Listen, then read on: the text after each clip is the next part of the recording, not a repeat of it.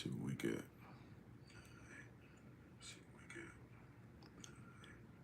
The sound is good. All right, Shalom. First and foremost, I want to give all praise, honor, and glory to Yahawah, bahasham, Yahawashi, bahasham, Rawchaa Qadash. Double honors to our teachers, the apostles, and elders of Great Millstone. Much respect to the brothers laboring worldwide in truth and sincerity, and salutations and blessings to the hopeful elect, believing on the words of Yahawah, bahasham, Yahawashi. Yeah, this your brother Dawada, coming at you with another lesson, Lord willing, is edifying. Title of this lesson is Hastening to the End, or Hastening Unto the End, right? Unto the end of what? Unto the end of this society, until the end of America, Babylon the Great, man. You know, hey, Shalom, Yahawah. Yeah, man. That's what we're hastening to, man. All right. And if your mindset is not that mindset, something is wrong with you, man. You're supposed to fervently push forth the destruction of America, Babylon the Great, man. Why? Because it's going to bring forth a kingdom, man. All right. And that first starts with a way of a mindset. All right. You're not going to have the mindset of the world. All right. Matter of fact, let's start here. Let's go to the book of Romans, chapter 12, and verse 2. It says, and be not conformed to this world, but be ye transformed by the renewing of your mind. See that? You got to be transformed. You got to be retooled. You got to be recentered. All right? By the transforming of your mind. Right? That ye may prove what is that good and acceptable and perfect will of the Most High. Right? What is the perfect will of Yahawashi? Let's get it. Right? Let's go to that word perfect. Strong's G. Strong's G 5046. Teleos. Teleos. Teleos. It says brought to its end. See that? Brought to its end, finished. And that's what we're hastening for, this place to be brought to its end, man. You're constantly vexed here. All right? You're constantly not having a peace of mind, man. Right? Because the scriptures tell us that this is not our rest. We're going to come back to this. Let's get that real quick. Let's go to the book of Micah. Because this is not our rest, man. Right? Again, if you have the mindset of the world, you're going to die here. It's just that simple. This is the book of Micah, chapter 2 and verse 10. Arise ye and depart, for this is not your rest. Why? Why is the scripture telling us to arise and depart, for this is not our rest? Because it is polluted. See that? From the water to the food to the people mindset, man. It says it shall destroy you even with the sword of destruction. So dwelling here, hanging your head here is going to destroy you with a sword of destruction, man. Okay? So again, this is not our rest, man. Why? Because it's polluted. Okay? Let's go back, because I want to get another definition in Romans 12 and 2. Okay? Now, I want to, we just read the word perfect. And the perfect will of Yahawashi is to bring this place to its end. Okay? Now, let's get this word conformed. Okay? Strong's G 4964. Suschematizo. Suschematizo. All right? And it says to conform oneself, i.e. one's mind and character, to another's pattern. Fashion oneself according to. So the scriptures is telling us not to fashion ourselves according to the mindset of this world, man. Okay? And doing that, guess what? Ezekiel 9 and 4 comes into effect, man. All right? You're having the mindset of Yahawashi, that Thawa, that exempt from judgment. All right? Because the Lord is looking on the inner man. He's looking for the upright in heart. All right? That word heart goes back to the Hebrew word la, which means your mind. You see? So we are not to conform to Esau's way. All right? Scriptures tell us that, let's get that. He that have fellowship with a proud man, right? what is that? Sirach. Let me see real quick. Yeah, Sirach chapter 13 and verse 1. He that toucheth pitch shall be defiled therewith, and he that have fellowship with a proud man shall be like unto him. See that? So you having fellowship with Esau, you want to be likened unto him, man. If you having a mindset of this world, you're not hastening it until the end, man. You're not hastening the destruction of America, Babylon the Great. All right. In fact, you're happy to abide here, man. You see? And that's going to lead to your death. All right. What is that? Isaiah. Let's get that. Isaiah chapter 51 and verse 14. Right. The captive exile hasteneth. See that? The captive exile hasteneth that he may be loose, and that he shall not die in the pit. See, America is the pit, man. All right, you go into that word pit, it says a place for catching lions, man. You see? It says, nor that his bread shall fail. And our bread isn't failing, man. All right? In fact, our faith is increasing, man. All right? The same way our forefather Noah. All right? He believed a report. All right? It compelled him to go to work, man. All right? And at the same time, the more and more nails and pitch and wood that he put up, he was hastening to the destruction of the old world. Matter of fact, let's get that. What is that? Hebrews chapter 11, right? And verse 7, it says, by faith, Noah being warned of the Most High, of things not seen as yet, moved with fear. See that? Things not seen as yet. Hey, the hyperinflation, all right, the famine, all right, the MOTB being implemented, Esau coming down with great wrath, right, and ultimately the thermonuclear missiles hitting this place. Those are the things that's not seen as yet. It says move with fear. See that? So understanding a report causes a certain reaction. Okay, it causes you to move with fear. You see, it says move with fear, prepared an ark to the saving of his house, by the which he condemned the world. See that? So Noah, hastening to building the ark, condemned the world, man. You see? It says, and became heir of the righteousness which is by faith. See that? Became heir of the righteousness which is by faith, man. All right? And that's how we're going to live. We're going to live by faith. But it first starts with a mindset. It starts with hastening the end of this place, man. And it can't come soon enough. And we seeing the things that are set in motion already. All right. The oil refineries in Louisiana burning. All right. You also have hurricanes. All right. Tornadoes that tore up the Midwest. I think the last account I seen was like 5 people were dead. Well, all those things are leading to the end of this place, man. All right. The Lord said he was going to bring the calamity of Esau upon him. Let's get that.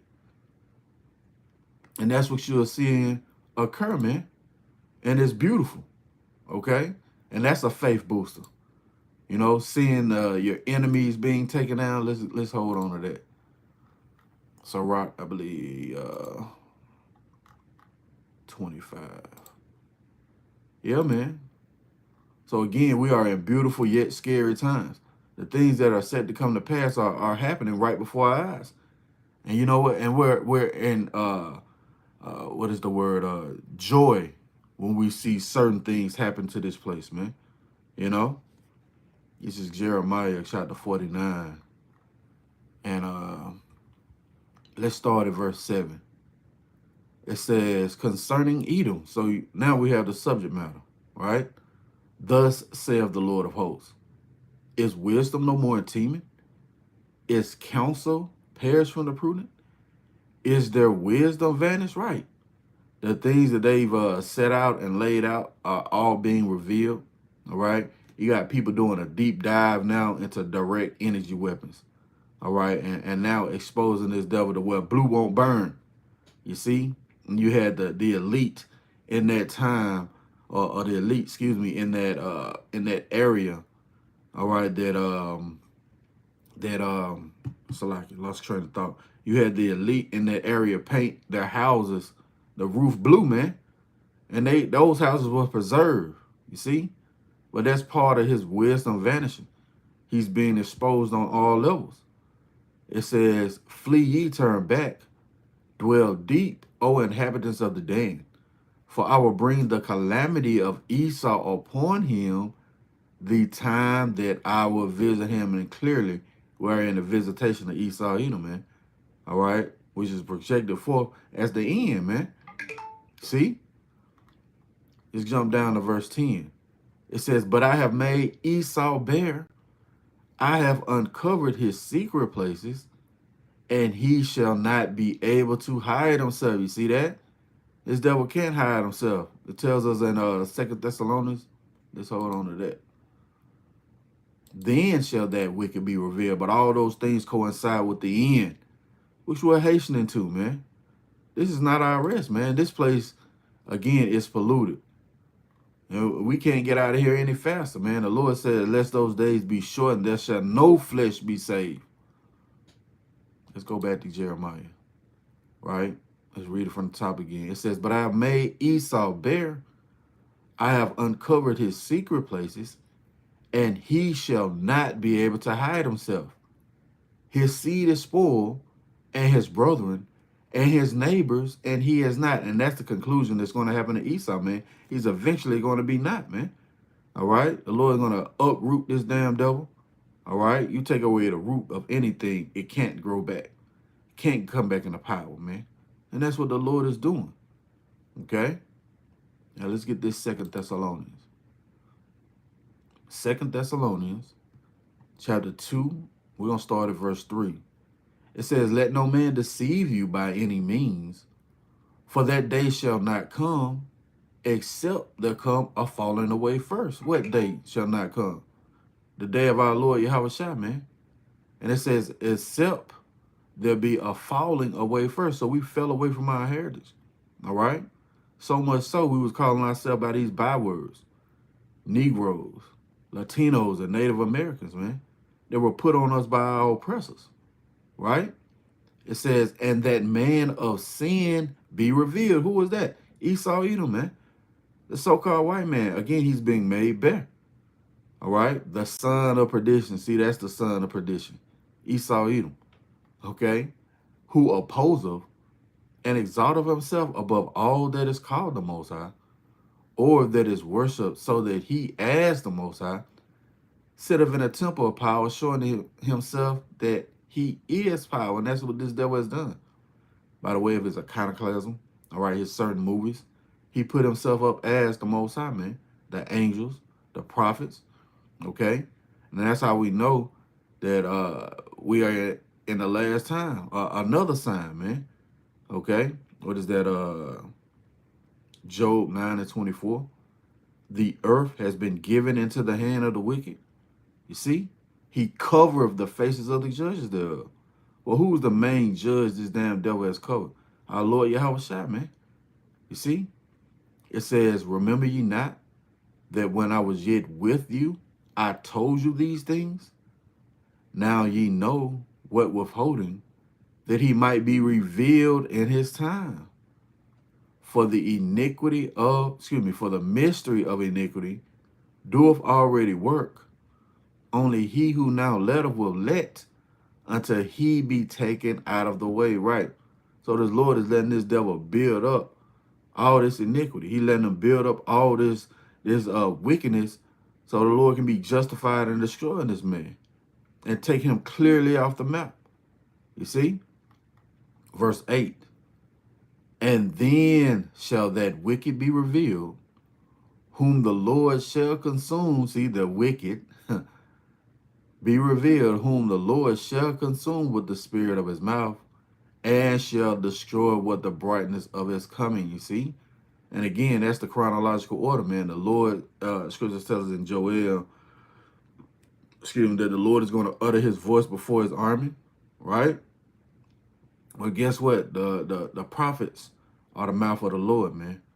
Okay, and they're revealing this devil wicked deeds, bringing forth certain acts that this devil has done, and basically condemning them, man. All right, in the stead of that Luke 18, that portionate widow continually crying out, man, until justice be executed, right? Well, that's what we're seeing occur when the scriptures say shall consume with the spirit of his mouth. And it says, and shall destroy with the brightness of his coming. So it's obviously we at the end, man. And we're hastening those things to bring forth, man. Okay? We praying for hurricanes and tornadoes and earthquakes. All right? Any kind of calamity that the Lord can bring upon this place to bring it down to his knees, man. You see? Now, yeah, let's get that. Sirach 25. Yeah, verse 7. It says, there be 9 things which I have judged in my heart to be happy, and the 10th would I utter with my tongue. A man that have joy of his children, and he that liveth to see the fall of his enemy. See that? There's joy to us to see the fall of our enemy. Why? Because it's going to usher in the kingdom of heaven, right? And we're hastening to those things. You know what? Let's close it out here. Because it wasn't meant to be too long. Just some quick and through the spirit, you know, charged up before camp. You know, those things that that our mindset is dwelling on is not the mindset of the world, man. In fact, they're hoping for things to get back to normal. Well, it's not getting back to normal. Babylon is falling, you see? 2nd Ezra chapter 4, and we'll start at verse 26.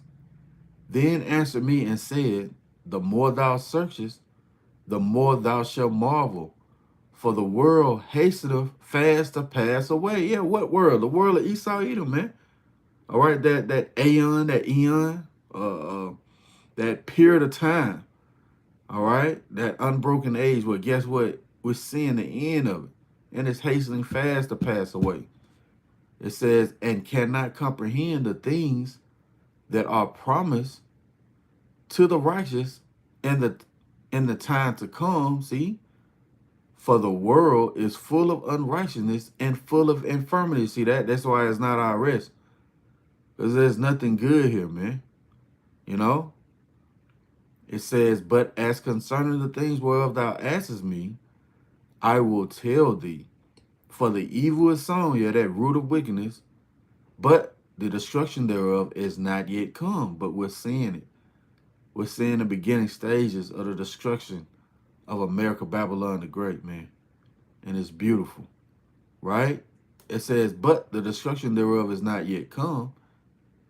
If therefore that which is sown be not turned upside down, and if the place where the evil is sown, yeah, where is that? America, Babylon the Great.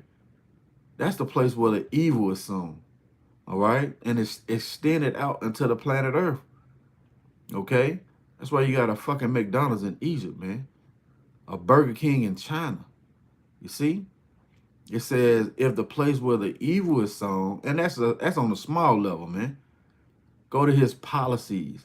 All right? The things that he's pushed forth into the planet Earth. The lick big people. Yeah. That's the evil that is sown. All right? And if the place where the evil is sown pass not away, then cannot it come that is sown with good. See? So we're hastening to that place, the realm that is sown with good, which is what? The kingdom of heaven. Matter of fact, I say we're going to close it out there, but a precept just came to mind. Right? Yeah. 2 Peter chapter 3, and beautiful. We're going to start at verse 10. But the day of the Lord shall come as a thief in the night, in which the heavens shall pass away with a great noise, and the elements shall melt with fervent heat. Right. The heavens, the rulership, All right, because the earth is in desperate need of new management. You see, the earth also and the works that they're in shall be burned up. So anything and everything from Jordans to lace fronts, you know, all that shit gonna be burned up, man. You see, it says, seeing then that all these things shall be dissolved, what manner of persons ought ye to be in all holy conversation and godliness? Yeah. What manner of persons ought we to be, man? Matter of fact, real quick, let's look up this word manner.